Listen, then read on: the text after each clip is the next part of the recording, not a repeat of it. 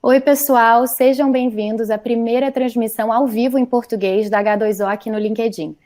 Hoje vamos falar sobre o papel da inteligência artificial como uma potente impulsionadora da transformação nos negócios e como você pode adotá-la para alcançar resultados mais expressivos. Meu nome é Bruna Smith, eu trabalho no marketing aqui na H2O e eu gostaria de apresentar o nosso convidado. Daniel Garbulho é o VP da H2O para a América Latina e tem mais de 20 anos de experiência desenvolvendo negócios na região, ajudando clientes a encontrarem soluções inovadoras para seus desafios. Antes de começarmos, eu gostaria de pedir para que vocês se apresentem nos comentários e enviem suas perguntas aqui no mesmo lugar nos comentários. A gente vai fazer o possível para respondê-las ao vivo e eu vou passar a palavra ao Daniel para que ele possa compartilhar um pouco da sua visão sobre o nosso tema de hoje. E a primeira pergunta que eu gostaria de fazer é: a inteligência artificial e o machine learning são termos que ultimamente têm sido muito utilizados pelo mercado. O que uma empresa realmente ganha usando uma solução de inteligência artificial como da H2O? E se você pode dar um exemplo para a gente.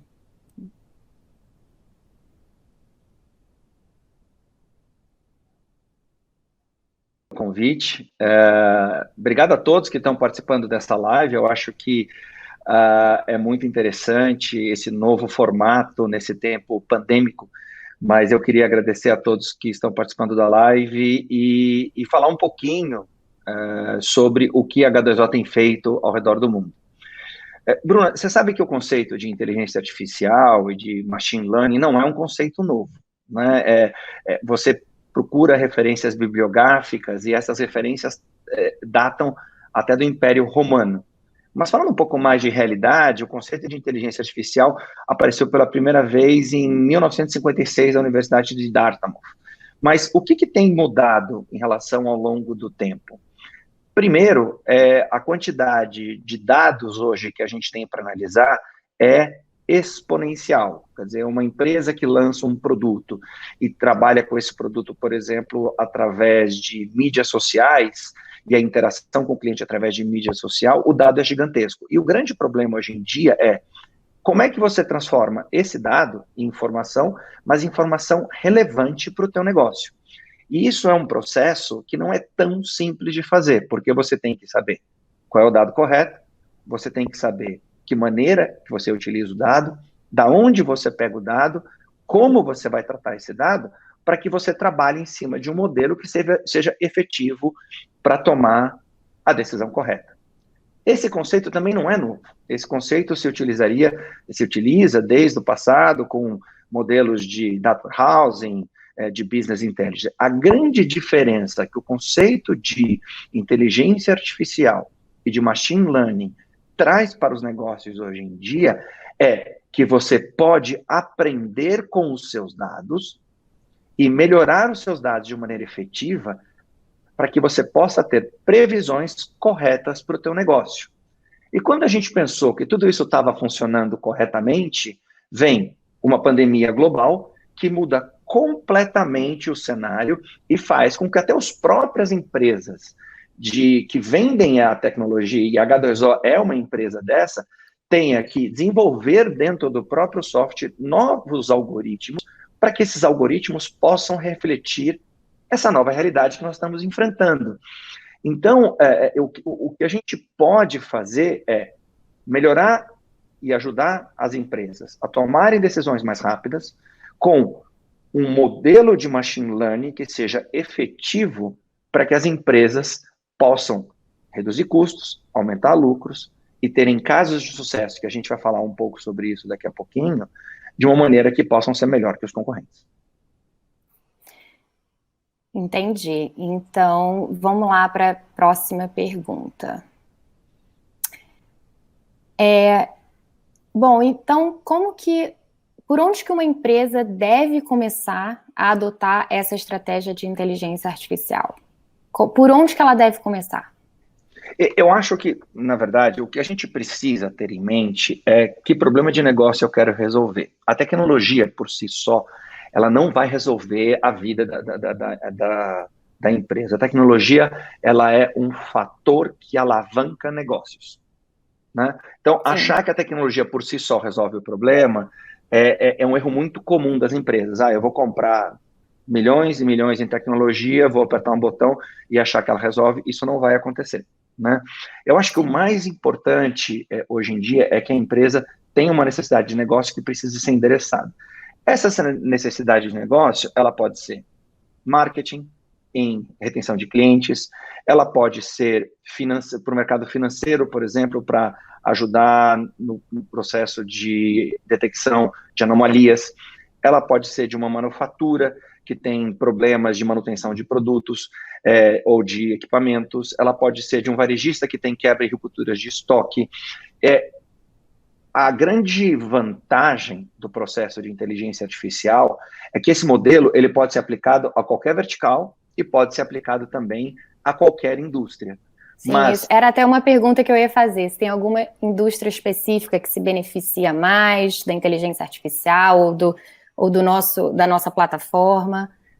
Se você pegar hoje os casos de sucesso que nós temos globalmente, os casos de sucesso que nós temos no Brasil, eu acho que 40% da base das nossas clientes globais e também aqui na América Latina são clientes do mercado financeiro, né? Até porque o mercado financeiro, Bruna, ele normalmente tem uma tendência em investimentos pesados em tecnologia.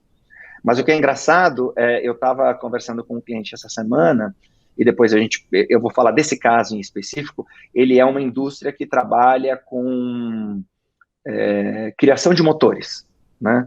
E eles nos procuraram porque eles têm uma linha de produção e hoje eles não conseguem entender ou não conseguem prever qual vai ser o tempo de manutenção de uma máquina que produz esse motor.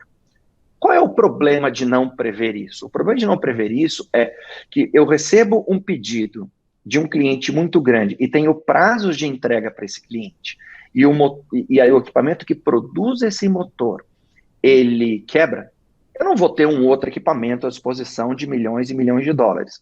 Então, nós estamos desenvolvendo um projeto para ele, para detectar anomalias de som na qualidade de como os motores são produzidos.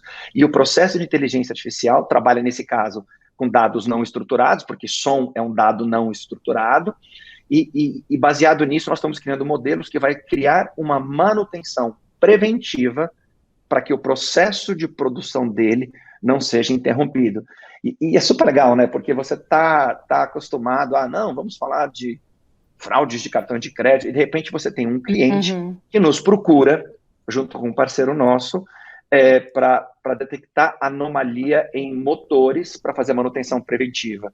Então, eu vou falar sobre outros casos aqui. É muito interessante ver que a gente pode atender basicamente qualquer negócio que tenha, obviamente, uma maturidade na construção dos dados e que possa trabalhar com isso. Com certeza. Então, se você quiser entrar um pouco mais no detalhe de outros casos, eu acho que as pessoas vão gostar de saber. Lógico. Então, até para a gente não entrar no techniquez, até porque o conceito de inteligência artificial, ele é um tema técnico e é um tema que eu ainda estou aprendendo pelo ponto de vista técnico, desde o ponto de vista de conexões e como você cria os modelos, a ideia não é essa, né? Mas deixa eu contar alguns casos que a gente tem hoje com clientes na América Latina que particularmente me dão bastante orgulho de saber que a gente está ajudando isso, né? Vou contar a história de uma rede de farmácias, né? É uma rede de farmácias bastante grande. Infelizmente eu não consegui autorização para trazer os nomes desses clientes, mas foi um negócio que a gente fechou faz muito pouco tempo. Eles tinham um problema de ruptura de estoque, né? Então, o que o processo de ruptura de estoque fazia?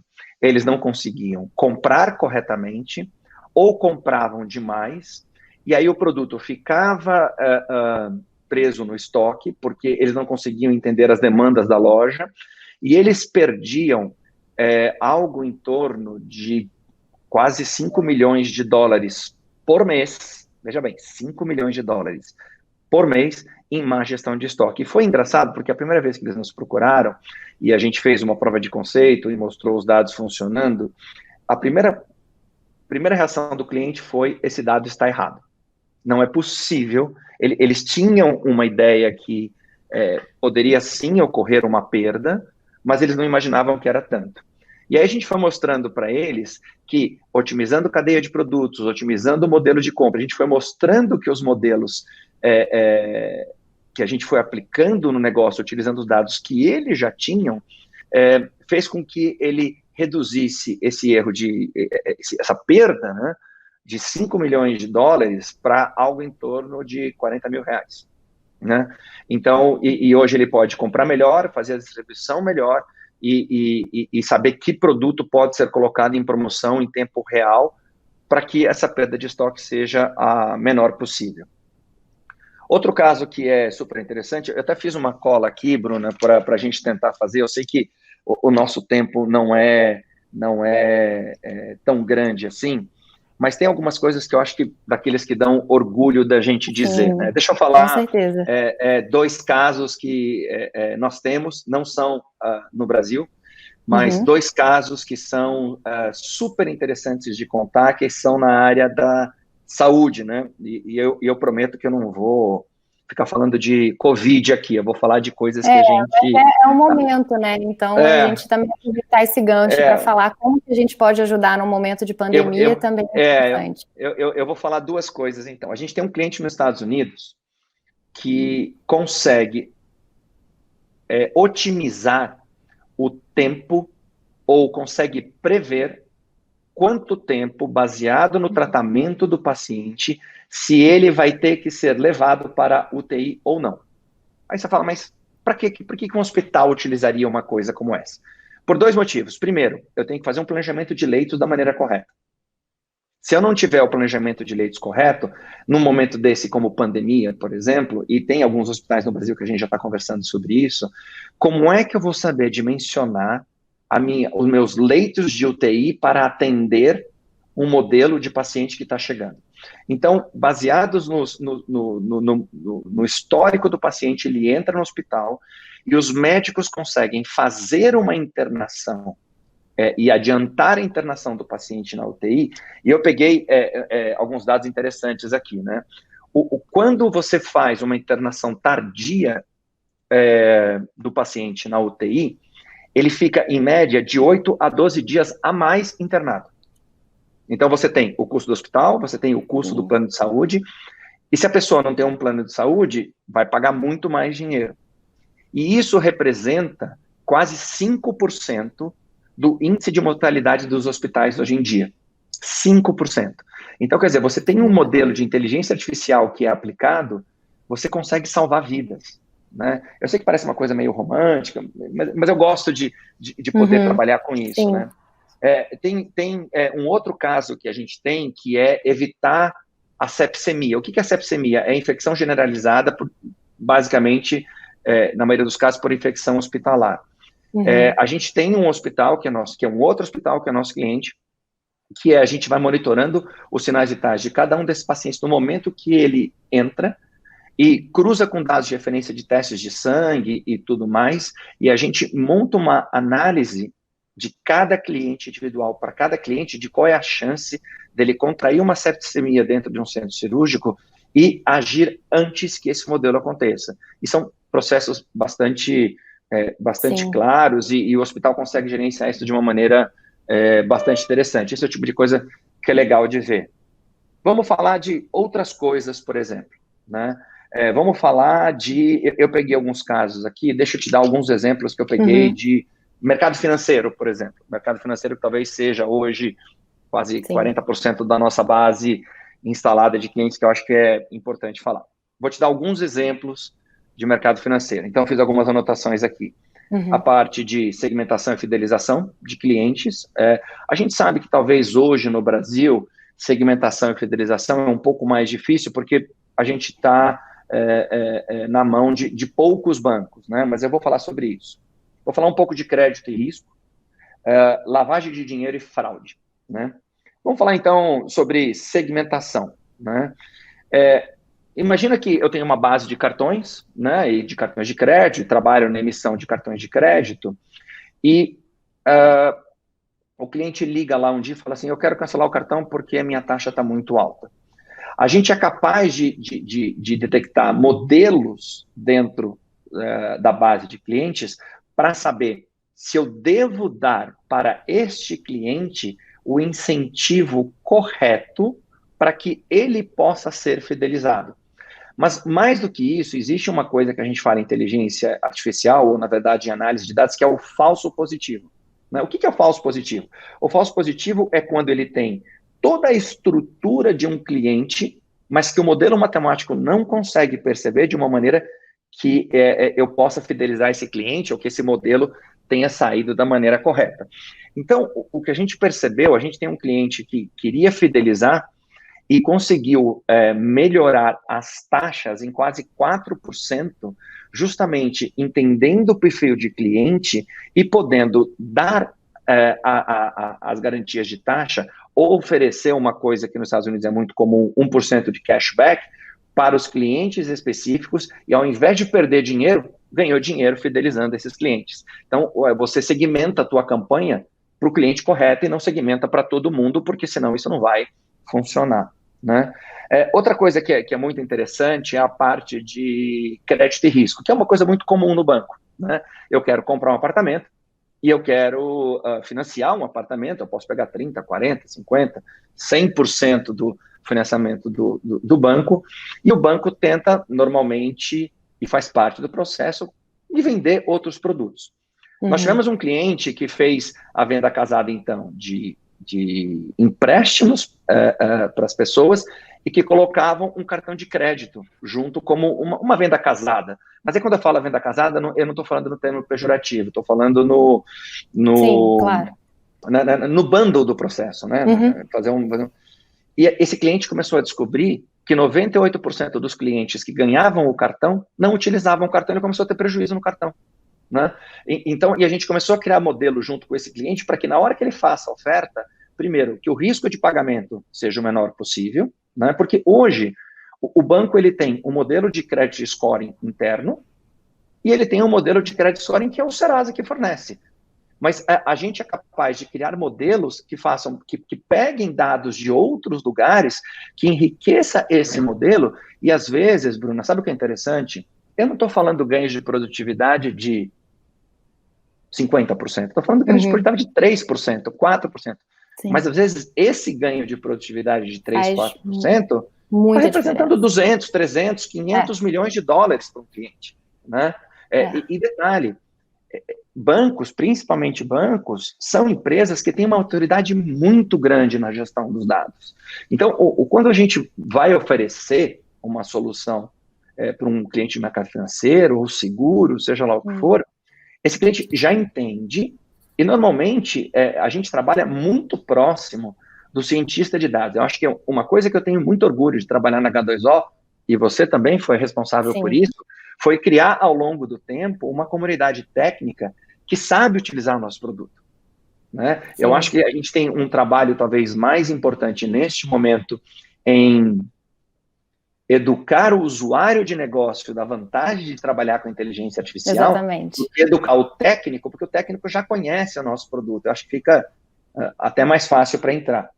Como eu sei que a gente não tem muito tempo, eu vou dar mais um caso só, né? E depois a gente abre para perguntas, né? Que é a parte de lavagem de dinheiro.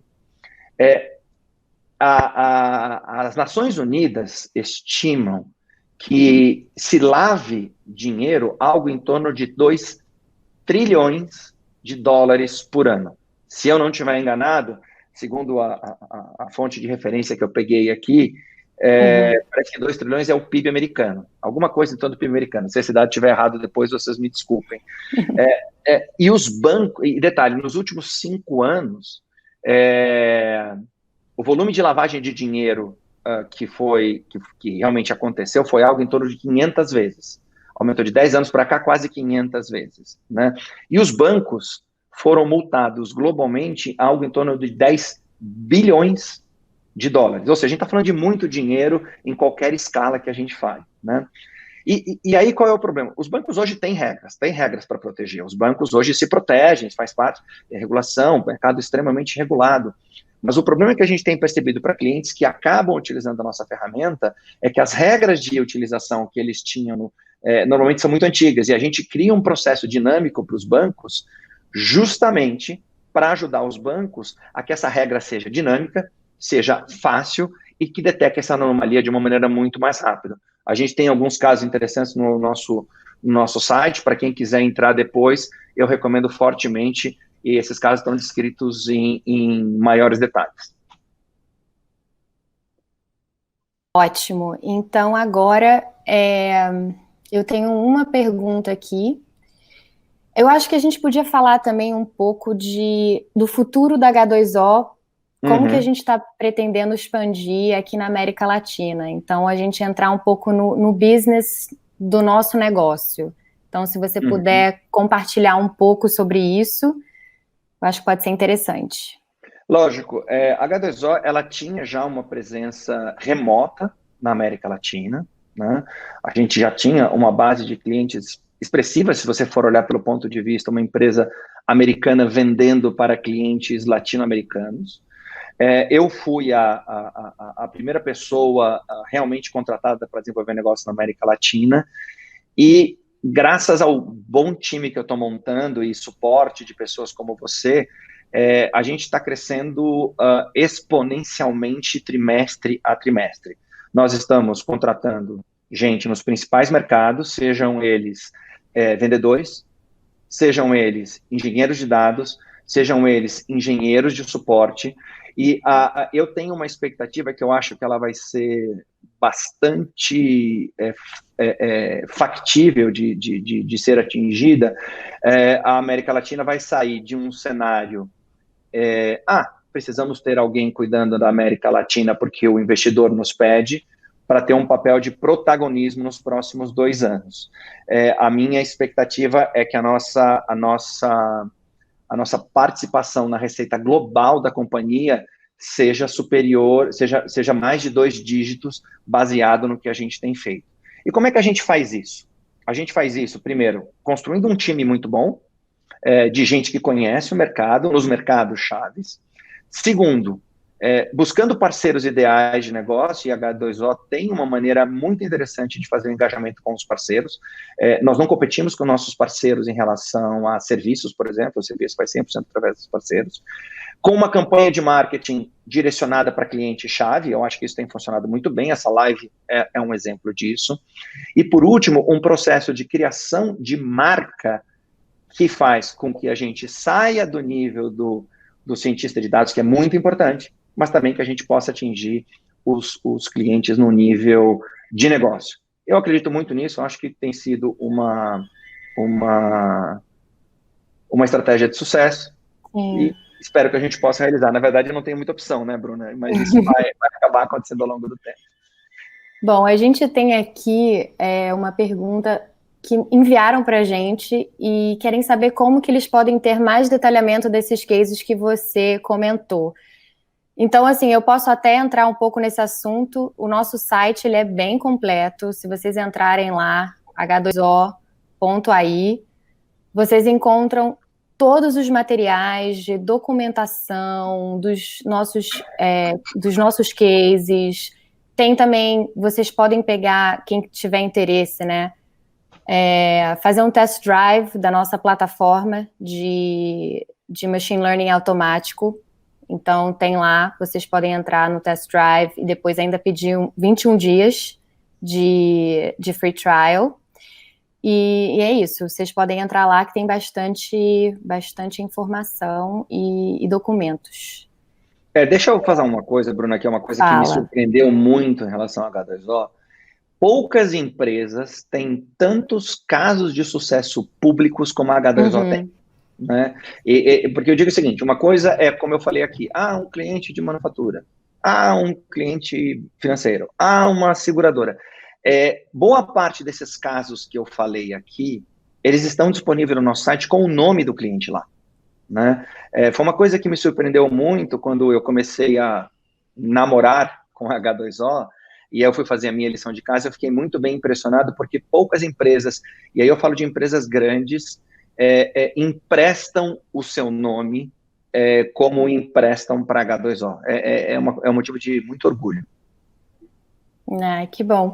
Então eu vou finalizar aqui. O nosso tempo está se esgotando, então eu gostaria de agradecer mais uma vez a participação de todos vocês.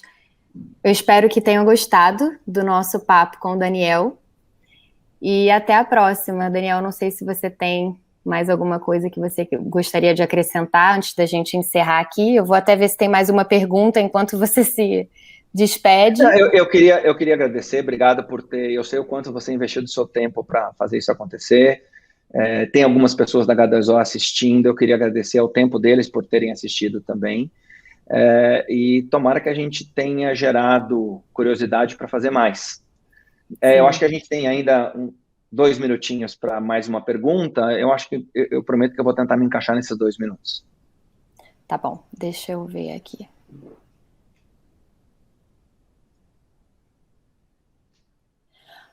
Bom, tem uma pergunta técnica, mas o Alan trabalha com a gente, ele está aí ligado na nossa live, então ele pode responder. Alan, se você estiver ouvindo a gente, perguntando se o AutoML integra todas as fases do desenvolvimento. E tem mais uma pergunta, deixa eu ver. Bom, a H2O fala muito de democratização da informação, da democratização da inteligência artificial. Você podia explicar um pouco como que isso funciona na prática, só para a gente poder encerrar, porque senão a gente vai passar muito do nosso tempo. É simples. Plataforma aberta, open source, tá certo? Que foi criado há um tempo atrás. Segundo, os modelos que nós criamos são totalmente disponíveis para qualquer outra empresa poder trabalhar, e modelos que outras empresas criam, nós podemos colocar na nossa ferramenta para trabalhar de uma maneira melhor. O grande ponto aqui é que nós não somos uma plataforma fechada e defendemos que só o nosso modelo de inteligência artificial funciona. Pelo contrário, boa parte dos modelos de inteligência artificial que nós provemos para os nossos clientes são dos próprios clientes, a gente só melhora o modelo, e em alguns lugares a gente combina o nosso modelo com o modelo do cliente e mais outros modelos que a gente consegue, que são disponibilizados em uma série de fóruns e modelos. Eu acho que é muito legal você ver a colaboração e a participação de canais que às vezes não são da H2O, para fazer com que a gente busque a melhor solução para o cliente. Espero ter ajudado. Sim, muito obrigada pela sua participação, obrigada a todo mundo que está assistindo a gente. E se vocês tiverem mais perguntas, vocês podem comentar que a gente pode ir respondendo ao longo da semana. Esse vídeo vai viver aí no LinkedIn, então a gente pode responder futuramente as perguntas de vocês, tá bom? Muito obrigada e nos vemos em breve. Obrigado, Bruna. Obrigado a todos.